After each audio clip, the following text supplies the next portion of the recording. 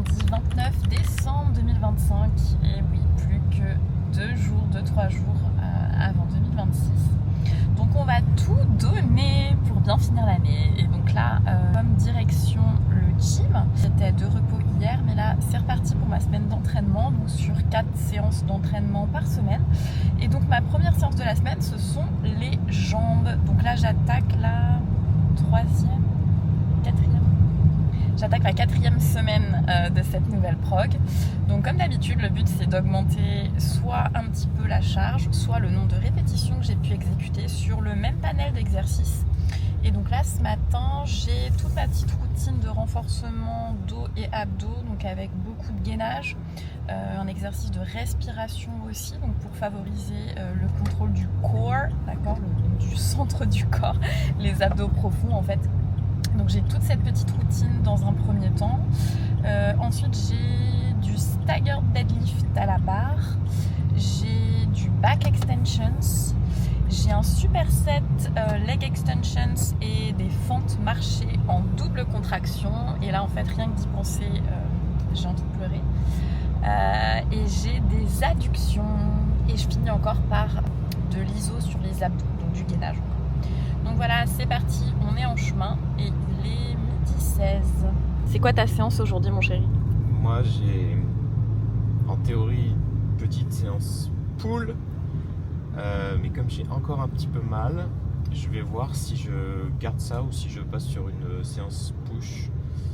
Ça va démarrer par du tirage très léger, tranquille. Je passerai peut-être après sur un ou deux exercices push pour finir la séance. Je vais voir, je vais soit faire un combo de 2 séances, soit rester sur une petite séance pull, tranquille. Sur cette séance, on en a à peu près, je pense, pour 1h15 à la salle. Ouais, 1h15.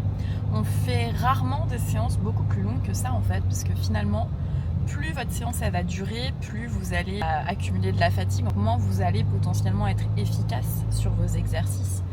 Ça peut vite amener à faire ce qu'on appelle du junk volume, d'accord? Donc en anglais junk c'est poubelle, donc du volume poubelle. Donc c'est du volume d'entraînement qui va en fait générer plus de fatigue, donc la fatigue générale, la fatigue musculaire, de la fatigue sur le système nerveux aussi, que ça va vous rapporter de gains musculaires, d'accord? En fait la sélection d'un exercice, l'agencement des exercices au sein de vos séances et de votre programme d'une manière générale doit vraiment dépendre de ce qu'on appelle le SFR, donc le Stimulus to Fatigue Ratio, donc le ratio stimulus-fatigue, d'accord, en anglais.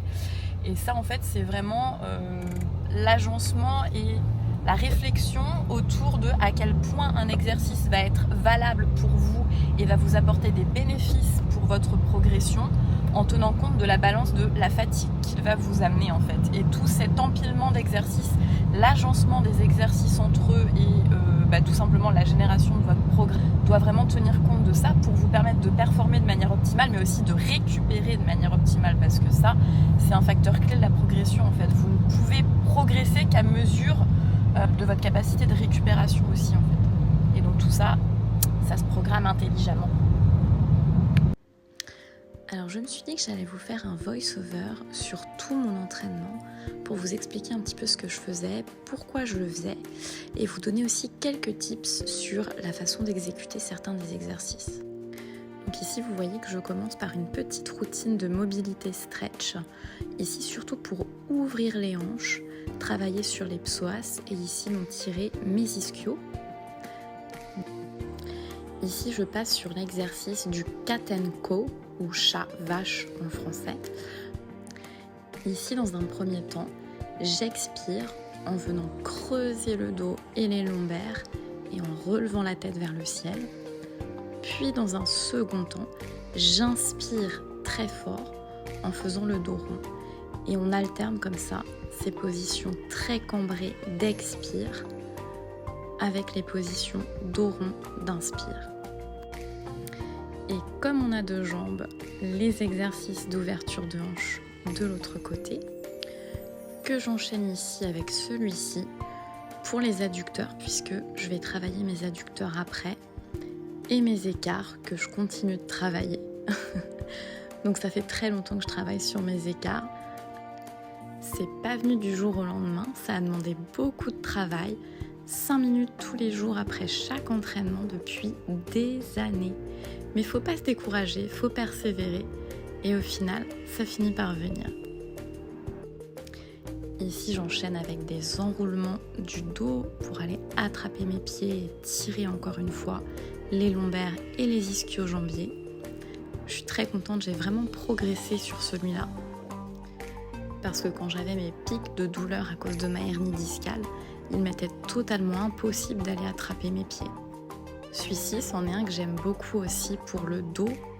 Et mon astuce pour bien l'exécuter, c'est non seulement d'attirer le genou vers soi à la poitrine, mais aussi de pousser très fort dans le sol avec la main posée bien à plat au moment de tourner son buste vers l'arrière.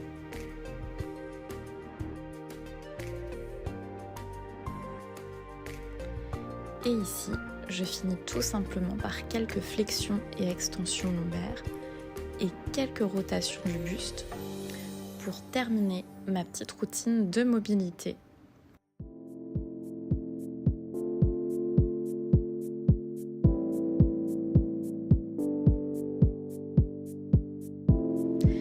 Et comme vous le voyez, j'ai déjà chaud. C'est donc signe que mon corps est prêt pour passer aux choses sérieuses et attaquer la vraie partie du training.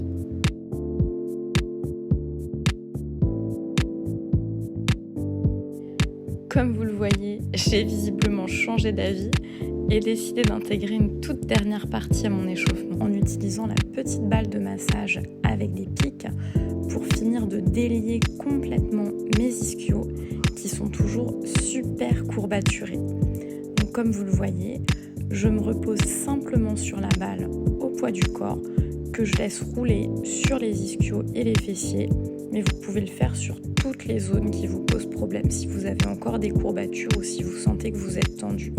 Ça fait un bien fou et ça permet vraiment de se mettre dans de bonnes conditions pour attaquer son training.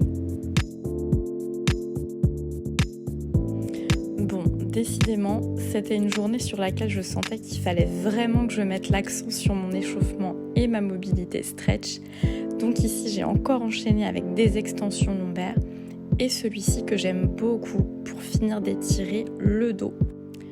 Je commence donc enfin ma routine pour le gainage, les abdos et la respiration avec ici l'exercice du Bird Dog dans lequel on va venir tendre le bras et la jambe opposée en cherchant à conserver un bon alignement des hanches, donc sans que le dos n'oscille trop.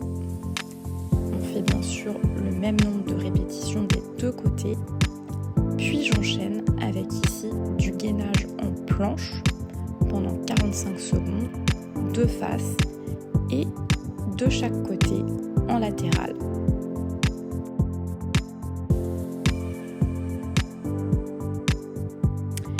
Et ça y est, quand le débardeur tombe, c'est que la routine d'échauffement est vraiment terminée et il est temps d'aller s'entraîner.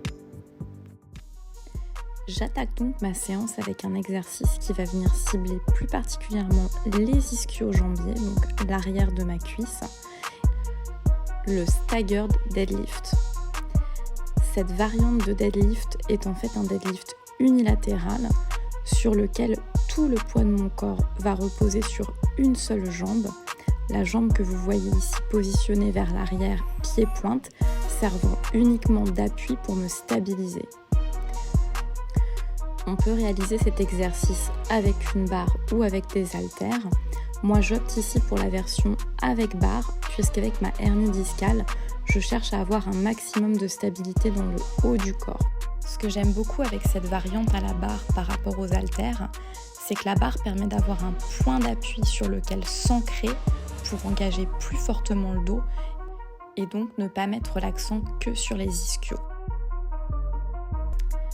Comme vous le voyez ici, je passe maintenant au leg curl qui va nécessiter un petit réglage de la machine dans un premier temps et quelques séries de chauffe pour que je puisse trouver la charge de travail qui corresponde au nombre de répétitions que je dois effectuer sur cet exercice. Et je dois vous avouer que sur cette séance, j'ai pas eu le compas dans l'œil parce qu'en fait je devais viser une fourchette de répétitions comprise entre 8 et 12 répétitions sur cet exercice, mais j'ai chargé la machine un peu trop lourd et j'ai finalement pu effectuer que 7 répétitions. Mais c'est pas grave, tant que c'est noté sur le carnet, je sais de quoi repartir pour la prochaine séance pour continuer de progresser sur cet exercice.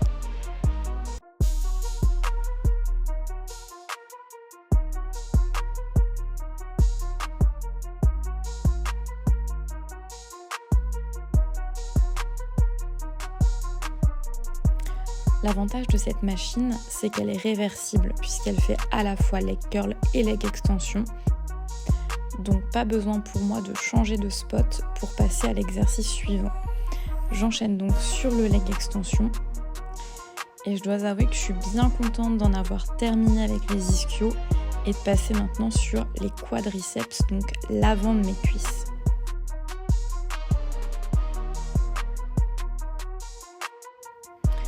Pour optimiser mon temps de séance sur cette programmation, je vais réaliser ici un superset, c'est-à-dire que je vais enchaîner 2 exercices l'un après l'autre sans prendre de récupération entre les deux. Donc après le leg extension, je passe directement sur les fentes marchées en double contraction. Et croyez-moi, ça fait bien mal. Et je passe à présent au dernier exercice ciblé bas du corps pour cette séance jambes. Et c'est donc les adducteurs, donc l'intérieur des cuisses.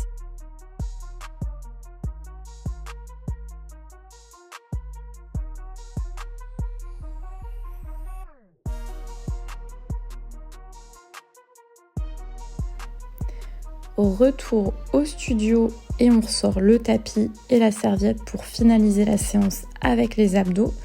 Et ici, je vais réaliser des planches, donc du gainage, mais sans chercher à faire un gainage qui va durer dans le temps, mais plutôt en me focalisant sur les sensations et la qualité de la contraction. Donc ici, ce que je cherche à faire, c'est enfoncer au maximum mes coudes et mes orteils dans le sol, et je cherche à rapprocher justement mes coudes de mes orteils. Et ici, vous voyez que juste 10-15 secondes en conscience sur cette contraction d'abdos, eh bien ça suffit à aller fumer. Et j'ai donc terminé ma séance par un petit peu de posing. Donc comme vous le voyez, je place toujours mon trépied et mon téléphone pour me filmer parce que le posing, c'est de la répétition et c'est surtout de la précision. En compétition, le posing permet vraiment de révéler un physique et toutes les courbes qu'on a pu construire à la salle de sport en s'acharnant au travail, sous les barres, à soulever des poids. Alors du coup, on a vraiment envie de faire un maximum pour mettre en valeur tout son travail. Et comme je suis pas quelqu'un de naturellement très coordonné, ça me demande énormément de boulot, de pratique, de patience pour voir de toutes petites améliorations. Et comme je le disais, il faut être vraiment très précis. Du coup, l'orientation de chaque partie de votre corps va avoir son importance. Il faut bien veiller à avoir une bonne orientation des pieds, des épaules, de twister les hanches le plus possible pour faire apparaître la taille la plus fine possible. Enfin bref, ça demande vraiment un travail énorme. Et surtout, les mouvements doivent paraître fluides, il faut sourire tout du long et faire croire surtout que c'est facile et pas qu'on est en train de réfléchir à chaque instant à se demander si on est bien positionné. Tout doit devenir complètement naturel et flawless.